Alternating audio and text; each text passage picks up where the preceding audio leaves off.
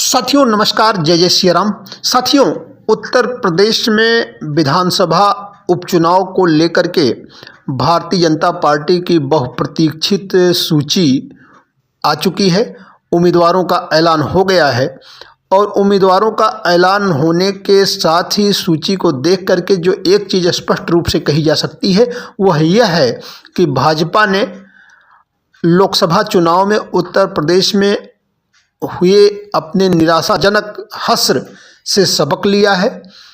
उसके कारण का पता लगाने में वह सफल रही है और उस प्रयोग को विधानसभा के उपचुनाव में दोहराती दिख रही है, जो प्रयोग उसने हालिया चुनाव में हरियाणा में किया और आशातीत सफलता प्राप्त की। हरियाणा में भाजपा ने तमाम सीटों पर अपने चेहरों को बदल दिया था, चाहे वह उम्मीदवार रहे हों, चाहे सिटिंग एमएलए रहे हों, यहाँ तक कि तमाम बड़े नेताओं के भी टिकट काटे गए और नए चेहरों पर दांव लगाया गया। इस तरह से एंटी इनकम्बेंसी से पार पा लिया गया। वह एंटी इनकम्बेंसी जो प्रायः सरकार को लेकर नहीं थी, पार्टी को लेकर नहीं थी, लेकिन विधायकों के, मंत्रियों के, उम्मीदवारों के खराब प्रदर्शन को लेकर के, चाल चलन, रवैये को लेकर के थी, उसको पाने में भाजपा सफल रही और हरियाणा में हैट्रिक लगा ली। उस प्रयोग को यूपी के विधानसभा के उपचुनाव में भाजपा दोहराना चाहती है और उत्तर प्रदेश में पीडीए का जो नारा समाजवादी पार्टी का है, उस पीडीए के नारे की काट भी भाजपा खोजती दिख रही है। हम बात कर रहे हैं कटेहरी विधानसभा की। कटेहरी विधानसभा भाजपा के ऊर्जा के जो स्रोत है, जो उसका शक्ति केंद्र है, अयोध्या राम मंदिर, इससे सटी हुई विधानसभा है। लेकिन दुर्भाग्य भाजपा का यह रहा है कि इस सीट पर भाजपा का कमल केवल एक बार प्रचंड रामलहर में ही खिल पाया था। उसके बाद भाजपा के कमल को खिलने से रोक दिया था। कभी रामदेव पटेल ने बसपा के सिंबल पर, तो कभी धर्मराज निषाद, जो अब भारतीय जनता पार्टी के प्रत्याशी के तौर पर कटेहरी से सामने आए हैं, इन्होंने भी भाजपा के उस कमल को मुरझाने पर मजबूर कर दिया था। तीन बार हाथी को लेकर के मैदान में आ गए थे और भाजपा के कमल को हाथी ने नोच गिराया था। अभी हालिया दिनों में हुए उपचुनाव में लालजी वर्मा, शंखलाल माझी, ये सब भाजपा के कमल को खिलने से रोकते रहे। लेकिन जब जातीय गणित की बात करें तो भाजपा का कमल खिलने की गुंजाइश यहाँ हमेशा बनी रही, क्योंकि उन जातियों का जो आमतौर पर भारतीय जनता पार्टी के समर्थक, सपोर्टर माने जाते हैं, उनकी बहुतायत कटेहरी में है।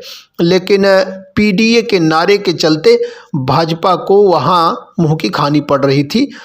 अभी भाजपा ने जो गणित लगाया है वो गणित आसानी से समझ में आने वाला है और उम्मीद की जानी चाहिए कि जो थोड़ी बहुत नाराज़गी कार्यकर्ताओं में हुई होगी, निराशा हुई होगी, और जो एक सहानुभूति का माहौल 2 बार से चुनाव में रनर रहते अवधेश द्विवेदी के पक्ष में कार्यकर्ताओं में, भारतीय जनता पार्टी के समर्थकों में है, उससे निजात मिल जाएगी।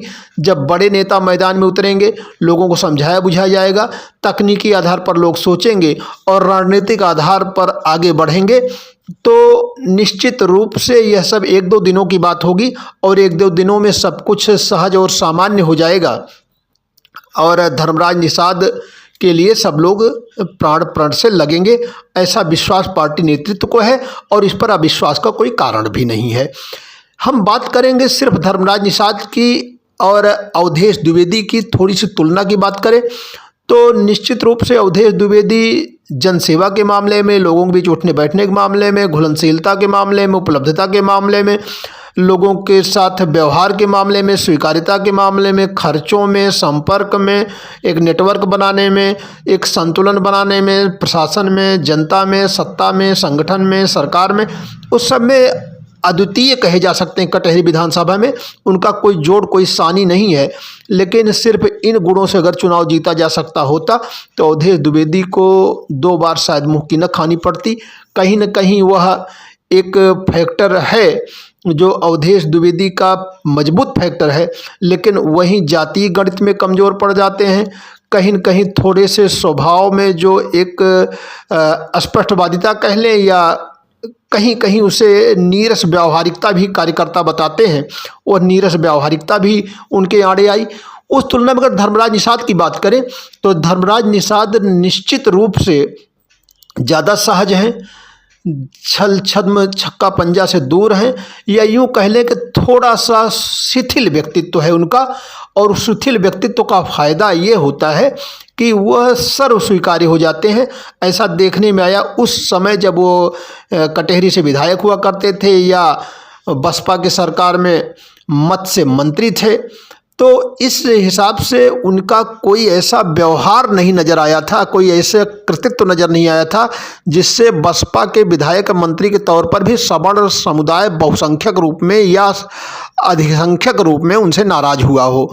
तो यह गणित जो है भाजपा का यहाँ फलीभूत होता दिख रहा है कि अगर बैकवर्ड के रूप में, बैकवर्ड चेहरे के रूप में या बड़े निषाद चेहरे के रूप में, जिसमें निषादों की आबादी कटहरी विधानसभा में बहुत बड़ी संख्या में है और साथ ही साथ अन्य पिछड़े वर्गों में जो उनकी लोकप्रियता है, बसपा के कुछ आधार वोटर्स जो उनका कैडर भी रहा है बसपा का, उसमें उनकी पकड़ है, पहुंच है, तो वहाँ से भी वो संबंध संपर्क बनाने में सफल होंगे।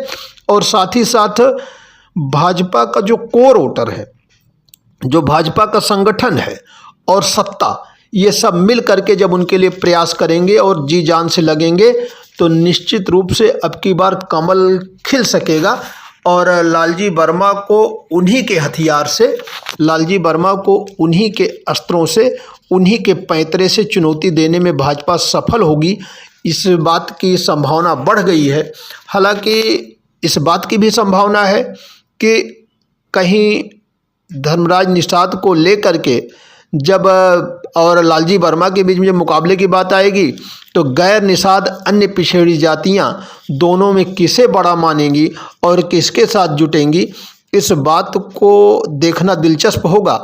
लेकिन यह भी माना जाना चाहिए कि कम से कम सभी जातियों में, सभी वर्गों में जो प्रबुद्ध लोग हैं उनके बीच इस बात की समझ तो निश्चित रूप से आएगी कि सत्ता के साथ जुड़ करके विकास के साथ आसानी से जुड़ा जा सकता है, और अगर विपक्ष के साथ जाएंगे तो वही हश्र रहेगा जैसे कमोबेश अभी दिखाई देता है।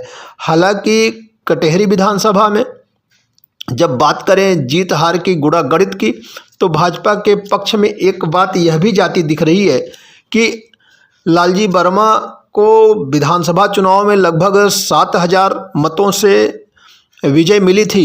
लोकसभा चुनाव में वो कटहरी में लगभग 17,000 मतों की लीड लेकर के और सांसद बने थे। लेकिन अगर हम बात करें तो बसपा उम्मीदवार के रूप में जितेंद्र वर्मा अपने स्वजातीय मतों के सहारे लालजी वर्मा के मतों में, लालजी वर्मा की स्वीकार्यता में जितना डेंट लगाएंगे उसका फ़ायदा बीजेपी उम्मीदवार को मिलेगा। और साथ ही साथ यह भी होगा कि लालजी वर्मा को लेकर के, उनकी पत्नी शोभावती वर्मा की उम्मीदवारी को लेकर के जो एक नाराज़गी का भाव देखा जा रहा है समाजवादी पार्टी के में भीतर खाने, या उनके स्वजातीय लोगों में भीतर खाने, या फिर आम मतदाता में जो देखा जा रहा है। हालांकि यह कोई बड़ी बात नहीं होती है, इस सब का डैमेज कंट्रोल देर सवेर कर लिया जाता है या किया जाता है, लेकिन अगर कुछ डेंट उससे भी लगा 1% भी, तो वह भी भाजपा के लिए, धर्मराज निषाद के लिए फ़ायदेमंद होगा। कुल मिलाकर के भाजपा ने चुनावी शतरंज पर, कटहरी की चुनावी बिसात पर अपनी सधी चाल चल दी है।